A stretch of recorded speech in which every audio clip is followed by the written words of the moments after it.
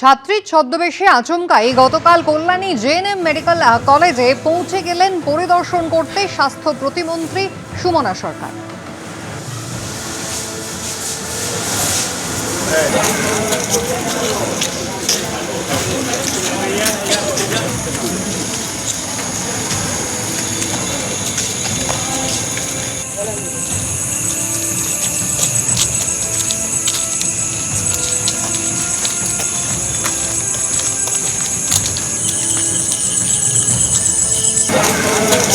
আজকে আমি যে ড্রেসে এসেছি এই ড্রেসে আমি সচরাচর বেরোই না আমি, কিন্তু আজকে আমি স্টুডেন্ট সেজে এখানে এসেছি জাস্ট একটা সারপ্রাইজ ভিজিট এসেছি, মানে আপনাদের পুরো সারপ্রাইজ ভিজিট এসেছি। আজকে আমি যে ড্রেসে এসেছি আপনার দেখতে পাচ্ছেন, যেমন এই যে বাবু নিজের জায়গাটা কত সুন্দর করে নিজের ডিপার্টমেন্টটা নিজে খুব সুন্দর করে পরিষ্কার পরিচ্ছন্ন করে রেখেছে, সেইভাবে আপনারা হসপিটালটাকে একটু পরিষ্কার পরিচ্ছন্ন করে রাখুন। সিএম বারবার বলে হসপিটালগুলোকে একটু পরিষ্কার রাখুন। ওরা যথেষ্ট অ্যাক্টিভ, ওদের দিয়ে অনেক কাজ করানো যায়, আমার মনে হয় ওরা কাজ করতেও চায়। হাসপাতাল নিয়ে একগুচ্ছ নির্দেশিকা কিন্তু আগেই দিয়েছেন মুখ্যমন্ত্রী শুভেন্দু অধিকারী, আর একেবারে জেএনএম হাসপাতালে সারপ্রাইজ ভিজিটে এলেন স্বাস্থ্য প্রতিমন্ত্রী সুমনা সরকার। কথা বলবো আমাদের প্রতিনিধি সুজিত মণ্ডলের সঙ্গে। সুজিত, সারপ্রাইজ ভিজিটের পর স্বাস্থ্য প্রতিমন্ত্রী কি বললেন, সন্তোষজনক কি?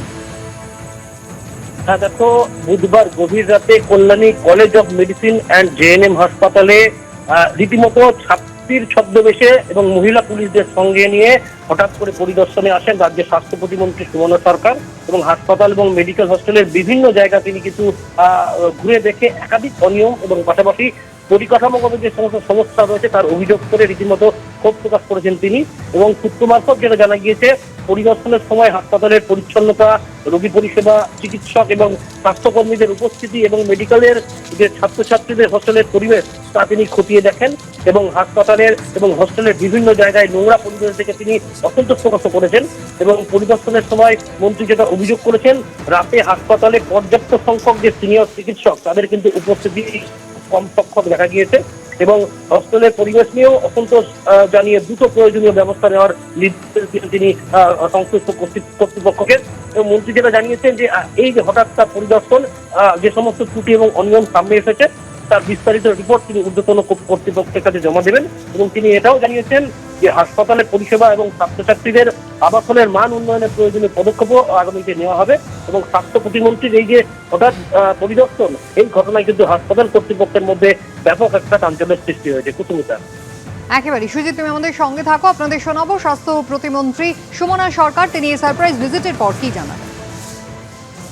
হসপিটালে সারপ্রাইজ ভিজিটে এসেছি, আমি দেখতে এসেছিলাম প্রচুর কমপ্লেন আসছে যে ডাক্তার থাকে না, রাত্রিবেলা 10টার পর বেশিরভাগই কোনো সিনিয়র ডক্টর থাকেন না। সত্যি কথা বলতে আমার এই জেএনএম হসপিটালটা নিয়ে এত নোংরা করে রাখে, এত নোংরা প্রত্যেকটা জায়গা, এমন কোনো ডিপার্টমেন্ট নেই যে নোংরা নেই, হার্ট বাদ দিয়ে এমন কোনো ডিপার্টমেন্ট নেই যে নোংরা নেই।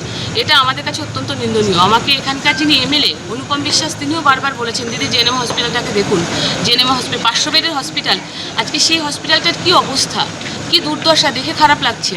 নোংরা হস্টেলে গেছি তো, হস্টেলটার কি অবস্থা, কি অবস্থা, ওখানে কোনো সিকিউরিটি নেই, কিছু নেই, একদম পুরো ওপেন টু অল, একদম ওপেন টু অল। এটা আমার কাছে অত্যন্ত খারাপ লাগছে। আমি এসেছি, আমি ইনভেস্টিগেশন আমি দেখে গেলাম সারপ্রাইজ ভিজিটে এসে। আজকে আমি পুরো স্টুডেন্ট সেজে এসেছি এবং আমি পুরো সিভিলে আমি প্রোটেকশন মহিলা পুলিশ নিয়ে এসেছি সাথে করে, আমার নিজের সিকিউরিটিকে আমি বাইরে রেখেছি। এটা আমি উপরে ইনফর্ম করেই আমি এখানে এসেছি। এদিকে অভিষেক বন্দ্যোপাধ্যায়ের অস্বস্তি কিন্তু আরো বাড়লো, তার বিরুদ্ধে আরো দুটি নতুন অভিযোগ দায়ের হলো। এক শিশুর হাত বাদ যাওয়া নিয়ে অভিষেক বন্দ্যোপাধ্যায়ের বিরুদ্ধে থানায় অভিযোগ দায়ের হয়েছে, পাশাপাশি সরকারি জমি থেকে মাটি মূল্যবান গাছ চুরির অভিযোগে কৃষ্ণনগর আদালতে দায়ের হয়েছে মামলা। আরো অস্বস্তিতে অভিষেক বন্দ্যোপাধ্যায়, ডায়মন্ড হারবারের তৃণমূল সাংসদের বিরুদ্ধে আরো দুটি নতুন অভিযোগ দায়ের হলো। এক শিশুর হাত বাদ যাওয়া নিয়ে অভিষেক বন্দ্যোপাধ্যায়ের দিকে অভিযোগের আঙুল তোলা হলো, পাশাপাশি সরকারি জমি থেকে মাটি মূল্যবান গাছ চুরির অভিযোগে কৃষ্ণনগর আদালতে দায়ের হলো মামলা। কোনো সুরাহ হওয়ার থেকে তো আমার আরো ক্ষতিই হয়ে গেছে। আমার বাচ্চাটার তো দেখতেই পাচ্ছেন, একটা হাত তো চলেই গেছে। তো ওনার কাছে গিয়েছিলাম, উনি আশ্বাসও দিয়েছিলেন যে বাচ্চাটার উনি পুরোপুরি দায়িত্ব নিচ্ছেন, কিন্তু উনি যে দায়িত্ব নেওয়ার পরে এইভাবে এড়িয়ে যাবেন, মানে আমাদের ভাবা ছোঁয়ার বাইরে। দক্ষিণ চব্বিশ পরগনার বিষ্ণুপুরের বাসিন্দা চিত্তরঞ্জন মান্না ও রুমা মান্না, তাদের 3 বছরের শিশুকন্যা জটিল রোগে আক্রান্ত। দম্পতির দাবি, দিল্লি এইমসে চিকিৎসার খরচ জোগাতে না পেরে অভিষেক বন্দ্যোপাধ্যায়ের দ্বারস্থ হন। এরপর সেবাশ্রয়ে শিশুর সব চিকিৎসা করানোর আশ্বাস দেন তৃণমূল সাংসদ। বেশ কিছুদিন পর শিশুটিকে আরজিকর মেডিকেলে পাঠানো হয় চিকিৎসার জন্য। দম্পতির অভিযোগ, দীর্ঘ চিকিৎসার পরও শারীরিক অবস্থার কোনো উন্নতি হয়নি, উল্টে পরিস্থিতি আরো খারাপ হয়। এরপর গত বছর 16 জুন আরজিকর মেডিকেল থেকে ফের দিল্লি এইমসে রেফার করে দেওয়া হয় ওই শিশুকে। শেষ পর্যন্ত প্রাণহানির আশঙ্কায় বাদ দিতে হয় ডান হাত। অভিযোগ, এরই মধ্যে অভিষেক বন্দ্যোপাধ্যায়ের সঙ্গে ওই শিশুর ছবি দিয়ে সেবাশ্রয়ের সাফল্য হিসেবে তুলে ধরা হয়। এরপরই বিষ্ণুপুর থানায় অভিষেক বন্দ্যোপাধ্যায় সহ 6 জনের বিরুদ্ধে অভিযোগ দায়ের করেন ওই শিশুর মা বাবা। উনি শুধু এটাকে মার্কেটিং করার চেষ্টা করেছিলেন।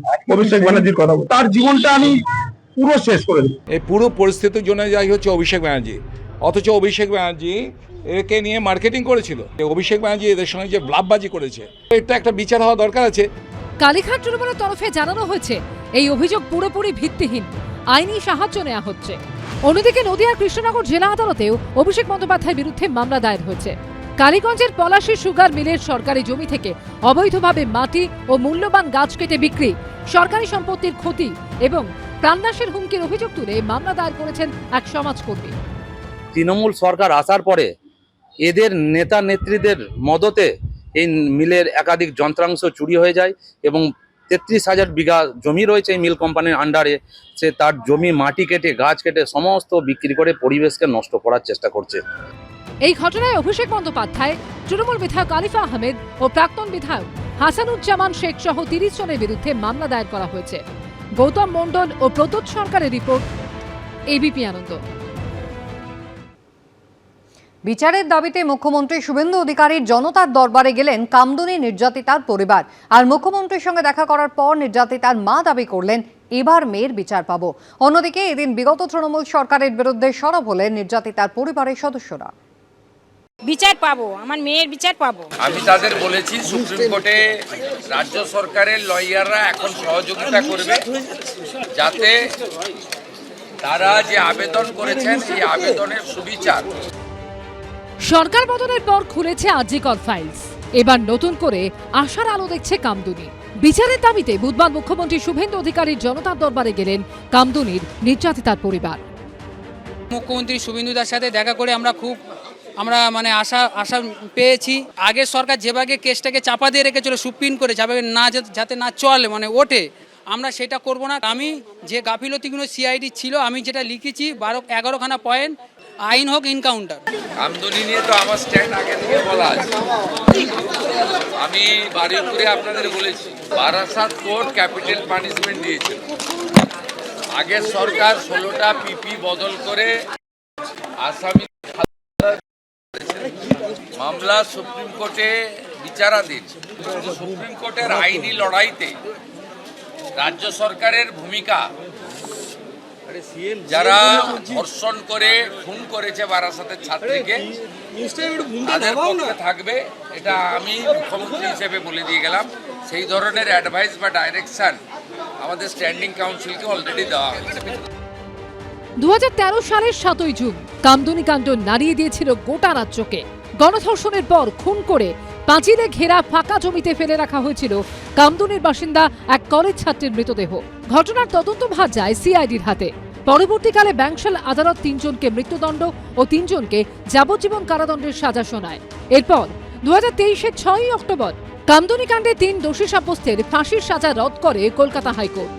2 দোষীর যাবজ্জীবন কারাদণ্ডের নির্দেশ দেয় ও 4 জনকে খালাস করে হাইকোর্ট। কলেজ ছাত্রের মর্মান্তিক পরিণতির পিছনে যারা, তাদের চরম শাস্তি চেয়ে এখনো সরব কামদুনির প্রতিবাদীরা। আমরা বিচার পাইনি। আমরা বর্তমান সরকারের কাছে এটাই চাই যে আমরা বিচারটুকু যেন পাই, সেটা যেন মাননীয় মুখ্যমন্ত্রী নিজের মনিটরিংয়ে বিষয়টা দেখেন। মুখ্যমন্ত্রীর আশ্বাসের পর নতুন করে আশায় বুক বাঁধছে কামদুনির নির্যাতিতার পরিবার। শিবাশিস মৌলিকের রিপোর্ট, এবিপি আনন্দ, কলকাতা। আজ সুরুচি সংঘের খুঁটি পুজো, তার আগে এখন জোড়া জটিলতায় পুজো কমিটি। একদিকে খুঁটি পুজোর আগেই খুঁটি টাঙিয়ে নোটিশ ঝোলালো এলআইসি, অন্যদিকে নতুন কমিটি নিয়ে ক্ষোভ উগরে বিক্ষোভে নামলেন স্থানীয়দের একাংশ।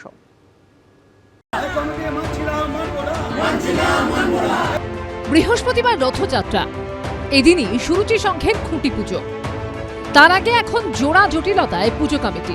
একদিকে খুঁটি পুজোর আগেই খুঁটি টাঙিয়ে নোটিশ ঝোলালো এলআইসি, অন্যদিকে নতুন কমিটি নিয়ে ক্ষোভ উগরে বিক্ষোভে নামলেন স্থানীয়দের একাংশ।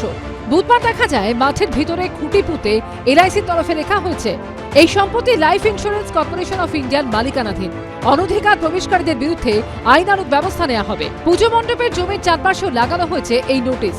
অরূপ বিশ্বাস এবং স্বরূপ বিশ্বাসের জমানা বদলে সেখানে গঠন করা হয়েছে নতুন কমিটি।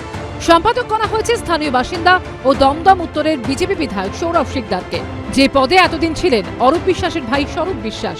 এই দিন তিনি জানিয়েছেন এলআইসির কাছ থেকে আইনিভাবে ভাড়া নিয়ে পুজো করবে। এর মধ্যে নতুন কমিটি নিয়েও এলাকাবাসীর মনে তৈরি হয়েছে ক্ষোভ। বাসিন্দাদের একাংশের দাবি, এখনো কমিটিতে কয়েকজন রয়েছেন যারা অরূপ বিশ্বাসের লোক বলে পরিচিত। তাদের সরিয়ে স্থানীয়দের কমিটিতে জায়গা দেওয়ার দাবিতে এই দিন বিক্ষোভ দেখান তারা।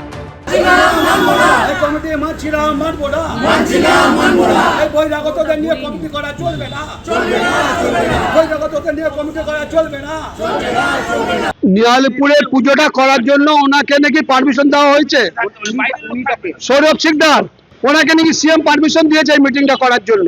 আমরা চাইছি কমিটি নতুন করে তৈরি হবে এবং নতুন করে পুজো আমরা সুন্দর করে পুজো করব। কমিটি গঠনের পর সম্পাদক সৌরভ শিকদারের মুখে শোনা গেছিল পুরনো কমিটি নিয়ে এলাকাবাসীর ক্ষোভের কথা। এলাকাবাসীর ক্ষোভ ছিল, সেই ক্ষোভের কারণে আজকে কিন্তু যখন স্বরূপ বিশ্বাস গ্রেপ্তার হয়, অরূপ বিশ্বাসের উপরেও একাধিক মামলা চলছে, দুর্নীতি থেকে শুরু করে অনেক কিছুর। এখানকার মানুষের দাবি ছিল যে কমিটিটা চেঞ্জ করে যারা এখানে থাকেন, এখানকার বাসিন্দা, সেরকম লোকজনদের রেখে, পুরনো কমিটির থেকেও অনেকে রয়েছেন এখানে। সব মিলিয়ে এখন অনিশ্চয়তার ঘেরাটোপে সুরুচির খুঁটি পুজো। পার্থপ্রতিম ঘোষ ও প্রবীর চক্রবর্তীর রিপোর্ট, এবিপি আনন্দ। গতকাল কালীঘাট তৃণমূলকে শর্ত সাপেক্ষে 21শে জুলাইয়ের কর্মসূচি পালনের অনুমতি দিল কলকাতা হাইকোর্ট। বিড়লা তারামণ্ডলের সামনে এবারে শহীদ দিবস পালন করবে কালীঘাট তৃণমূল।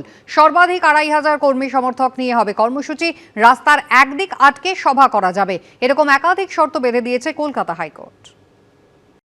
মেয়র রোডে ঋতব্রত তৃণমূল এবং শহীদ মিনারে কংগ্রেস আগেই 21শে জুলাই কর্মসূচি পালনের অনুমতি পেয়েছিল। বাকি ছিল শুধু কালীঘাট তৃণমূল। বুধবার কালীঘাট তৃণমূলকে শর্ত সাপেক্ষে 21শে জুলাইয়ের কর্মসূচি পালনের অনুমতি দিল কলকাতা হাইকোর্ট। বিড়লা তারামণ্ডলের সামনে এবারে শহীদ দিবস পালন করবে কালীঘাট তৃণমূল। এক্ষেত্রে একাধিক শর্ত বেঁধে দিয়েছেন বিচারপতি সৌগত ভট্টাচার্য।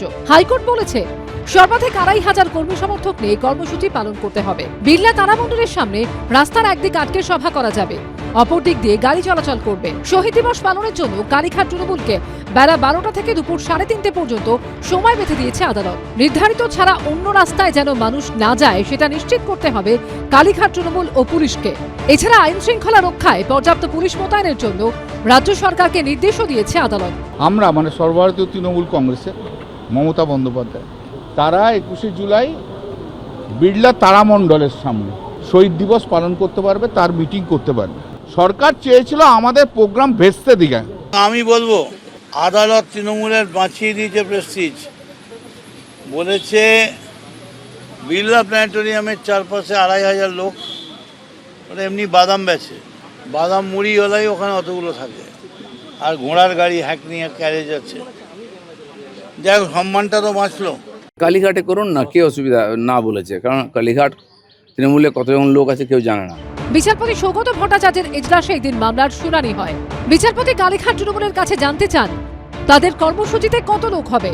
উত্তরে আইনজীবী জানান প্রায় 20,000। তা শুনে বিচারপতি পরামর্শ দেন তাহলে ব্রিগেডে কর্মসূচি পালন করুন। তিনি আরো বলেন যদি 2000 লোক হয় তাহলে বিড়লা তারামণ্ডলের সামনে অনুমতি দেওয়া যেতে পারে। কালীঘাট তৃণমূলের আইনজীবী মন্তব্য করেন আগে পুলিশ 50,000 লোক সামলাতো, আর এখন তারা পারছে না কেন।